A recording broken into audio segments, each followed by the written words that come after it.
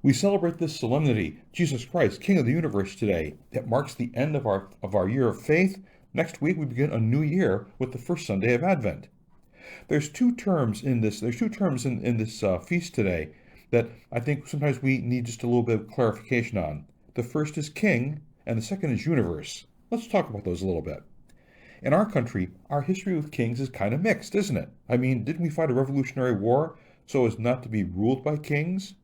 And from time to time in our country's history, we've struggled with the notion of certain leaders who maybe thought of themselves more as kings than as presidents. And we look around the world and see that sometimes has happened too.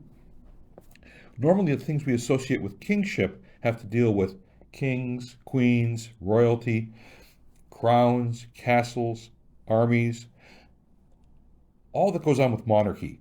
Those seem to be things that are just so very, very out of touch with the experience of our 21st century world. But something for us to consider a little bit is that Jesus is talking about a different kind of kingship.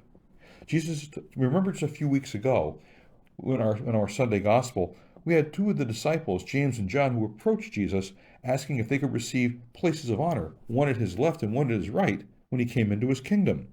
The other disciples got wind of this and they were annoyed with them.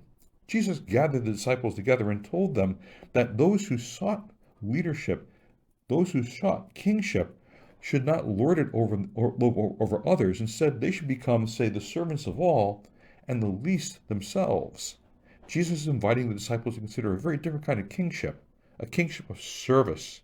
And if we look at history, it seems that, let's say that the kings, queens, presidents, prime ministers, people who have been in leadership, who have been concerned for the least among them, have been the ones who have been most successful and treated well by history. So let's kind of keep that in mind. All through the pages of the gospel, we have the experience of Jesus telling the disciples about what it means for the king to feed the hungry, heal the sick, forgive, bind wounds, reconcile, bring people together, be agents of forgiveness and understanding in the world, be people of peace. And that doesn't always square with the modern notion of kingship in the world today. Jesus is calling us to be different kinds of kings. Now, with that in mind, let's try to follow his example. Let's go on to the other word there, universe.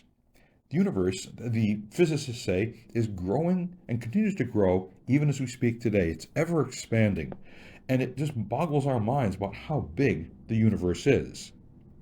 About, say, 7 to 10 years ago, I had the privilege of meeting someone. There's a brother, Guy Consumago. He's the director of the Vatican Observatory.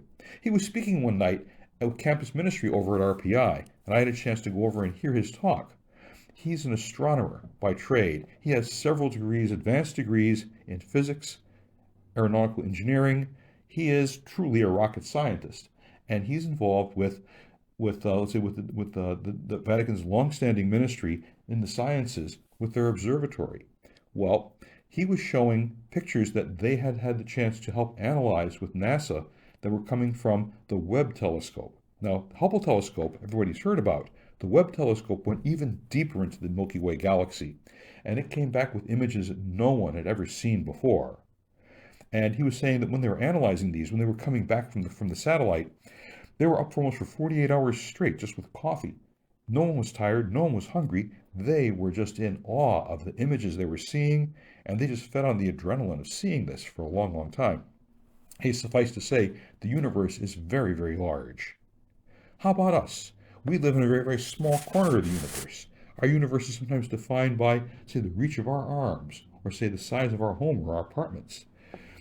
If there's something about the universe that is to think about in this solemnity we celebrate today, it's the idea that Jesus, who is the King of the universe, invites us to follow him.